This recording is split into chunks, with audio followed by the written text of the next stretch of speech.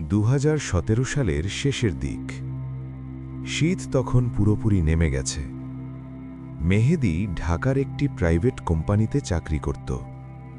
তার বাসা ছিল শহরের একটু বাইরে, যেখানে রাত হলেই রাস্তা প্রায় ফাঁকা হয়ে যেত। প্রতিদিন অফিস থেকে ফিরতে তার একটা নির্দিষ্ট বাস ধরতে হতো।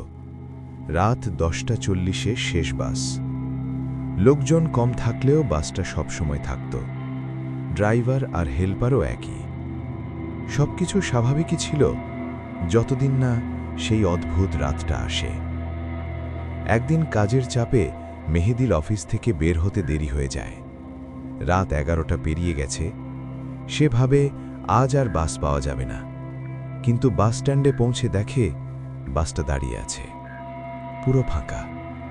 ড্রাইভার শুধু বলল, উঠেন। মেহেদী অবাক হলেও উঠে পড়ল। বাসের ভেতর অস্বাভাবিক চুপচাপ।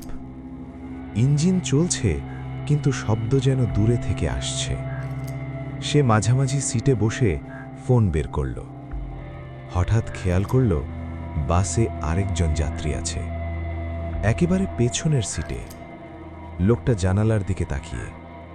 চেহারা পরিষ্কার দেখা যায় না। বাস চলতে শুরু করল। রাস্তায় কোনো গাড়ি নেই। মেহেদীর মনে হচ্ছিল বাসটা স্বাভাবিকের চেয়ে দ্রুত যাচ্ছে। সে আবার পেছনে তাকাল।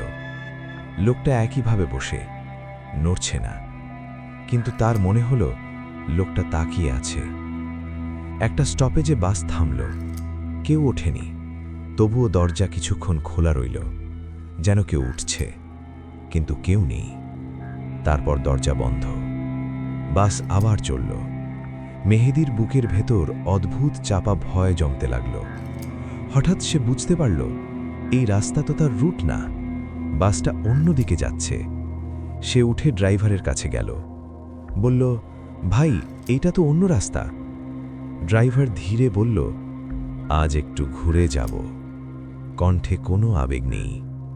মেহেদী আবার সিটে বসে পেছনে তাকাল। এইবার লোকটার মুখ একটু দেখা গেল, ফ্যাকাশে, চোখ স্থির। আর সবচেয়ে অদ্ভুত, লোকটার প্রতিফলন জানালায় দেখা যাচ্ছিল না, শুধু সিট। মেহেদীর মনে হঠাৎ পড়ল, কয়েক বছর আগে এই রুটে একটা বড় দুর্ঘটনা হয়েছিল। একটা বাস রাতের বেলা উল্টে গিয়ে কয়েকজন মারা যায়।